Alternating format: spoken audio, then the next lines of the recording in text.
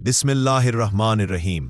एक बुजुर्ग हज के सफर पर गए थे। जब वो एक जगह से गुजर रहे थे, उनके हाथ में एक थैला था, उसमें कुछ पैसे थे। अचानक एक चोर उनके हाथ से थैला छीनकर भाग गया। जब चोर काफी दूर निकल गया, तब अचानक उसकी आंखों की रोशनी खत्म हो गई। आंखों की रोशनी जाते देख उस चोर ने रोना शुरू कर दिया। जब लोगों ने चोर से पूछा, भाई क्या हुआ, तो वो कहने लगा, मैंने एक आदमी का थैला छीना है।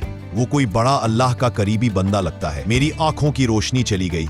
खुदा के लिए मुझे उसके पास पहुंचा दो ताकि मैं उससे माफी मांग सकूं। जब लोगों ने पूछा कि यह किस्सा कहां पेश आया, तो कहने लगा, फला हलवाई की दुकान के करीब पेश आया। लोग उसको उस दुकान पर ले गए और हलवाई से पूछा कि इस तरह का कोई आदमी यहाँ से गुजरा है, आप उसे जानते हो? उसने कहा, मुझे उसका घर तो पता नहीं, हाँ मगर नमाज के लिए वो आते जाते रहते हैं। अगली नमाज के लिए फिर आएंगे। ये लोग इंतजार में बैठ गए। वो बुजुर्ग अपने वक्त पर तशरीफ लाए।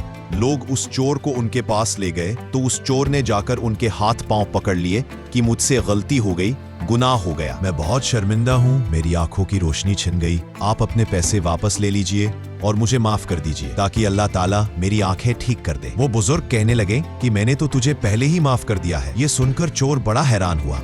कहने लगा, हजरत मैं तो आपका थैला छीन कर भागा और आप कहते हैं कि माफी मांगने से पहले ही माफ फरमा दिया। वो फरमाने लगे, हाँ मेरे दिल में कोई बात आ गई थी। फरमाने लगे, मैंने एक हदीस पढ़ी जिसमें नबी अकरम सल्लल्लाहु अलैहि वसल्लम ने फरमाया कि कयामत के दिन जब मेरी उम्मत का हिसाब पेश किया जाएगा तो मैं उस वक्त तक मीज़ान के करीब रहूंगा जब तक मेरे आखिरी उम्मती का फैसला नहीं हो जाता। मेरे दिल में ये बात आई कि अगर मैंने इस चोर को माफ नहीं किया तो कयामत के दिन ये मुकदमा पेश होगा और जितनी देर मेरे मुकदमे का फैसला होने में लगेगी, अल्लाह के नबी अलैहिस्सलाम को उतनी देर जन्नत से बाहर रहना पड़ेगा। इसीलिए मैंने तुझे माफ कर दिया कि न तो मुकदमा पेश होगा और न ही अल्लाह के महबूब को जन्नत में जाने में देर लगेगी। वह जल्द जन्नत में तशरीफ ले जाएंगे। भाई, जो माफ करता है ना, अल्लाह उसे बहुत ऊंचा दर्जा देता है। अगर ये कहानी आपके दिल को छू गई हो तो बस एक सुभान अल्लाह कमेंट में लिख दीजिए और शेयर कर दीजिए ताकि किसी और का दिल भी पिघल जाए। सब्सक्राइब करिए आपके अपने चैनल नादान परिंदे जज्बे ईमान को, जहां दिल को सुकून देने वाली बातें और रूह को छू जाने वाले वाकयात मिलते हैं।